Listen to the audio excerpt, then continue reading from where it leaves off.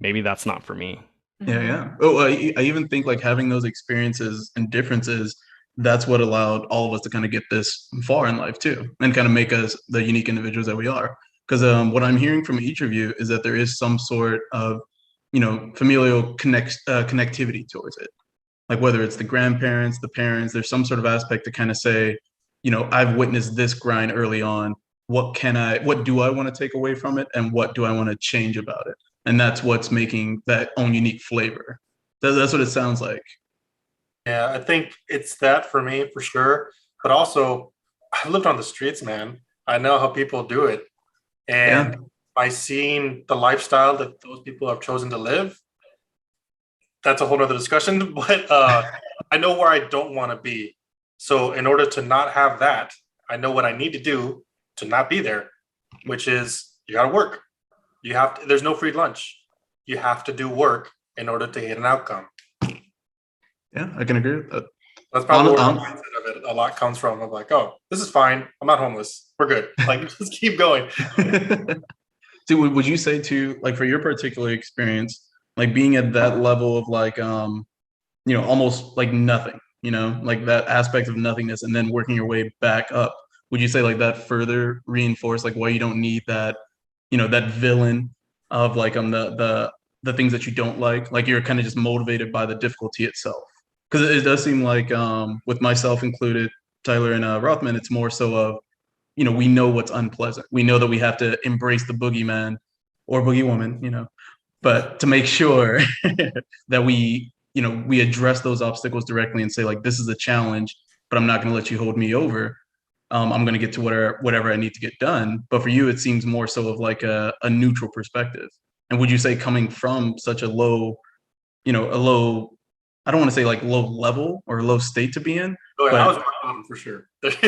yeah, like starting from like a bare bones kind of approach, would you say that's kind of, maybe that was the ultimate villain for you? That was the boss to overcome. And so now everything else is much more minimal relative to that. Yeah, that definitely is like the haunting feature in the back of my mind of like that was a reality. That's possible. Don't go through that again. So do all the things you need to not have that happen. I like that. Okay. Because I would say even for me, I would say specific obstacles throughout undergrad, throughout my early career, there's certain tasks that I look at as like that, that opposition where I'm just like, they're in the way. How can I overcome it? How can I grow? But I think the overall accumulation of that is like how I'm viewing the situation as a whole, But it sounds like you got all of that up front, so where you don't have to worry about anything that's much smaller, much more minimal. Everything else for you is just kind of, it was like, yeah, I've handled harder lessons. I've had harder experiences. Exactly. I would say that. I think about that constantly. Like, oh, I've had it worse. Like nothing bothers me. Like it's impossible to bother me now. I go like just the other day, actually, I was moving my TV in my place. I dropped it.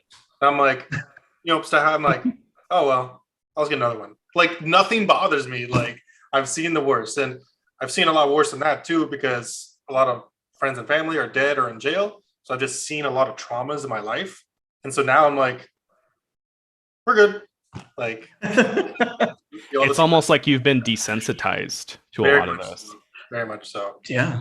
Another thing, what I was thinking about too, in a similar way, going through school, was like, I was in my 20s, grinding out the engineering stuff. And I'm like, you know what?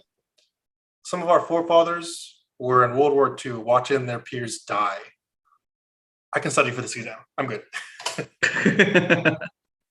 Well, we do live in, so like I think that's kind of interesting, kind of seeing like the labor aspect. Well, because Tyler, you said your grandfather was more of like an entrepreneur as well, right? So he was more like business hands-on.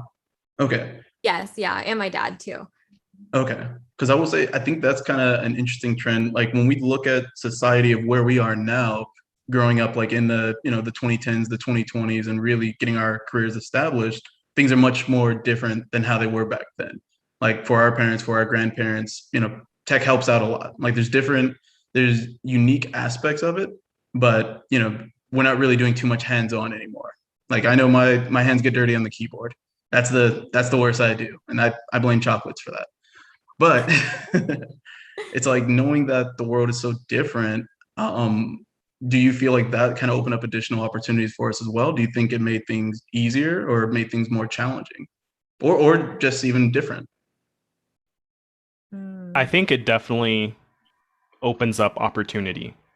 Not only in terms of entrepreneurship, coming up with new processes, new methodologies to create work, but also for, just yourself, learning those things. So one thing that I always think about is I work in CAD programs, computer aided design. And so back in like the 80s, maybe up until some of the 90s, all of the drafting, all of the plans for, when you're building a building or whatever, people were drawing this stuff by hand. They had the scale, they had their pencil, and they were over these giant pieces of paper and they were just going at it. So it would take them, days, weeks, months to put out, a set of plans. I can go in there now and use tools to put out this set of plans, anywhere from a day to a bigger set, maybe in a week.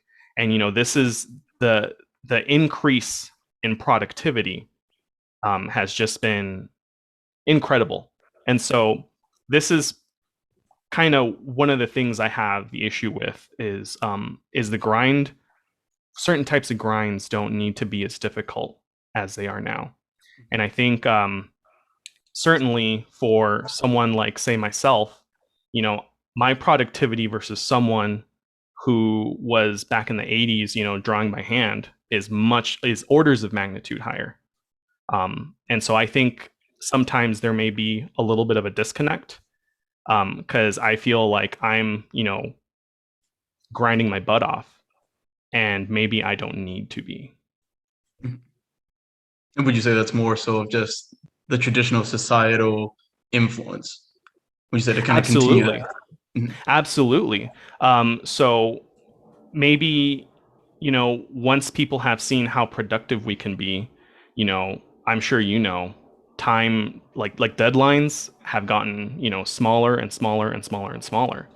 And so now it's like we've artificially, or I think in some ways the grind has been artificially like kept alive for some things, not all grinds, but in terms of labor, I think in some areas, especially where we use technology that has made things so much easier, the grind maybe is not. It's not. I don't want to say appropriate, but maybe it's not required or needed. Like we've added aspects to it that is essentially unnecessary. Like for the growth that we made in terms of alleviating pains, we're now creating pains to go with that growth. Exactly. Okay, Tyler, Aaron? Yeah, That actually opens up a good question for me too. Like, if we have enough time, I'll tie it in because I have a very good question for that. But yeah. Well, I I think was that's gonna say, interesting. Oh, go ahead.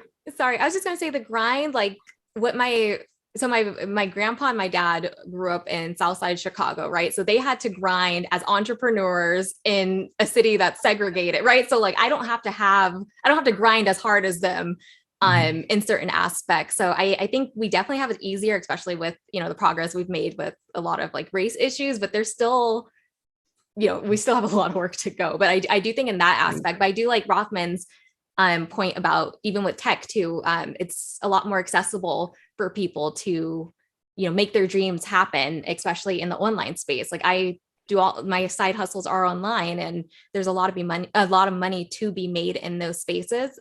So it's just really interesting how things have changed over the years. Yeah, because also too, like since you're also like influencer as well, it's like even on your page alone, you have 10,000 people that you can now have access to immediately, like at your disposal to kind of say like, hey, here's my recent post, and now have thousands and some people even millions of viewers all in the course of an hour, 2 hours, instead of handing out like pamphlets by hand or something like that. Exactly. Yeah, because like I will say, one thing that we all kind of benefited from is this thing you guys might have heard of. It's called Google. Yeah. Yeah, they're getting bigger, so you might hear about them in the near future, if not now. But yeah, that wasn't a thing at one point in time. Like everything that we have at our fingertips, that we can query up within minutes is something that, well, actually, I'll say seconds too. Like you have like decent Wi-Fi. It's like that would take people weeks, months, even years of just studying, like going to libraries, finding out if the book that you need is even available, and then having to actually act upon that, build that knowledge. And if you had to check out something else, you would have to go back and now reference that. Versus us, we can open up several tabs and just click back and forth. But that's Right. something that throws me off. So in college, I get like when you have to study for tests and whatnot, like, no Google, no cheating, whatever. But in the real world, when you're at work, you do just quickly Google an answer. So it's almost like the college grind is forcing you to do more than you need to. Like we have access to technology in the real world. No one's going to be testing you on these things. Yep. Like you're just going to pull up a tab and pull it up. So I do get frustrated with that aspect because I think that is such a valuable skill for someone living in the 21st century to be able to know how to utilize Google, and get the answer. Because a lot of things I do in my job, I have no idea about insurance really, so it's like I could just quickly Google and learn what I need to learn to, do the project. So it's much more optimal. It's much more exactly. It saves time, energy, everything. See, I think that's a perfect example of what Rothman was mentioning, like that unnecessary, hurdles that we now create. Like we live in a society where we're like, hey, we created all these ventures where things are supposed to be much more, easily accessible and, being utilized. But yet, for some odd reason, we said, let's also create some extra hurdles. Like Right. let's get rid of the big bosses so we can put a bunch of minions in. And it's like it's not really needed. Well, it would be like Rothman, how you said they used to draw CAD designs. I don't know in college if they had like it seems like take your test, you can't pull up Google, whatever. It's like, okay, you guys draw it. So now you understand the basics, but you have this program you can use. It's like, why do we even need to draw it anymore? We don't. Yep. But I get I don't know. I get learning as a very basic level to see Yeah, this is what people used to I think do. on that point, STEM is very different than traditional stuff. Quite honestly, In terms of like evolution, or in which it's term is Googling things. okay. You're just not going to be able to do, if you don't know that you can't do differential equations on their own, Googling isn't going to help you. Like you have That's a fair point. basic knowledge in order to get yourself going, to know what to Google and like where would you even look stuff up. So that's, at least when the scientific fields, you need that. Like school is very necessary to like know what the hell, because otherwise you're completely lost. Yeah. Like we'll definitely need some sort of foundation. I do agree with that. But it's like at what point should we start learning the modern tools? Because like I would say our foundation should be our initial 2 years in college or our initial 2 years in our careers. But then at some point, if the tools are already there and they're readily accessible, at what point are we trading off learning unnecessary foundation versus necessary tool utilization? So here's an interesting point. Actually, somewhat pings on Rothman's idea too. So Rothman, you were mentioning how, which is true, I 100% agree. We have more sophisticated tools that make us way more efficient in our day-to-day jobs, right? Right. So you still got 8 hours in a day. If you could do a job that would have taken someone in the 80s 4 hours, but now you can do it in 5 minutes, what do you do with the rest of the 3 hours? Nap. Well, that's kind of what we were talking about, is we fill in the gaps, right? So, and sometimes we fill in the gaps with more work. We take on more than we can chew. So exactly, I agree. Right. So, even though, just like you said, I can do a task in 5 minutes and I have, 7 hours, 55 minutes left in the day. Now this allows my company XYZ, to take on more work. Right. And so I don't want to tangent too much on this, but one of the problems that I have with this is if I'm doing the work of like 20 guys from back in the 80s who got paid around the same that I do now, adjusting for inflation, why am I, where is the productivity of my labor going? Where is the monetary value of my productivity going? But I'm just going to throw that one out there. So I have two comments on that. Number one, interestingly enough, so before I worked for the company I work for now, I worked for a Japanese company. And Japanese work culture is very traditional. As an example, you showed up. They don't have cubicles. They had like long tables. It was all open office space style. And what happens is when the manager or your supervisor or the boss shows up, you don't leave the job. You don't leave the office until they leave. What that means is you're spending 12 hours a day when you probably got done with your work, like in 4 hours, idling around. You have to find something else to do. So that's interesting to think about. So then what do you find yourself doing? Well, that's a whole other discussion too. On a secondary point though, kind of leading into what Tyler was saying too, I think the biggest thing that college probably teaches you is that, hey, you're going to take 4 classes, 5 classes a semester or a quarter, depending on what you got. You got to learn to manage this. Time management is probably the most important thing you figured out in college. And that translates directly to the real world because, to your point, you can finish one task. Now you have to fill your day with other things. And all of a sudden you have 12 projects on your table that week and you have to figure out how to manage it. And that's the college experience that really harpens on that for sure. And one thing I want to add is if you do finish, the difference between, working for a company versus you being a freelancer or working for yourself, at my job, we have people who are hired as, independent contractors. If my job asks me, we need you to create 3 graphics and, we have your labor for 8 hours.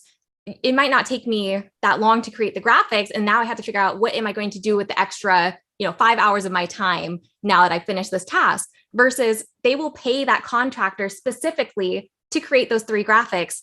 And that's all the contractor has to do. And they don't have to worry about what else they've done with their time. They've done the task. And that's why for me, I think being an entrepreneur is so important because yes, I deserve to get paid for the work I did and for the projects I took on, but like now I have to sit here for 5 hours and find more work to do versus I completed the project. You can pay me to do another, I don't know if that makes any sense. No, it absolutely does make sense. Yeah. It's definitely more so because I think any full-time salaried employee kind of deals with that where it's like, how can I use the free time where I still look productive? Like working remotely, we all have Microsoft Teams. Back then it used to be like Skype and stuff like that, where it would literally track your activity. It would say, is this person on? Is this person presenting? Is this person away? Is this person offline? But I think as we move more and more towards like remote culture, people, that creates additional anxiety. Mm-hmm. Like people say, like, I'm done with everything that I need to do, but what can I do here, to not get in trouble, essentially, to not look like I'm just eating the money and just saying like, oh, pay me more for me to lay here.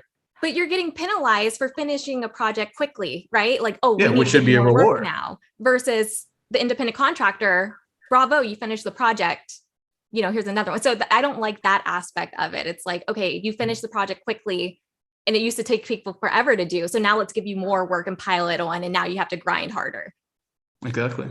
No, I can agree with that. Like, honestly, so one thing I want to ask too is like, because the one thing when comparing like entrepreneurs versus, the employer-employee relationship is it always comes down to, working to work or working to live. And it seems like those two aspects kind of like coincide with each one of those approaches. So like, for example, because I actually wrote these ones down too, where it's like, some people, they want to go the traditional route, work as an employee, try to move up the corporate ladder, and just look forward towards retirement. And that's pretty much the way it goes. It's a very linear approach, versus with being a business owner, there's all kinds of risk reward scenarios. There's retiring whenever you want, if you do choose to. And, seeing the aspect of both, like as we have all been like employees at some point, some still currently, I know Tyler, you're also like entrepreneur right now, but it's like, which one would you all feel is more efficient for yourselves or even for society as a whole?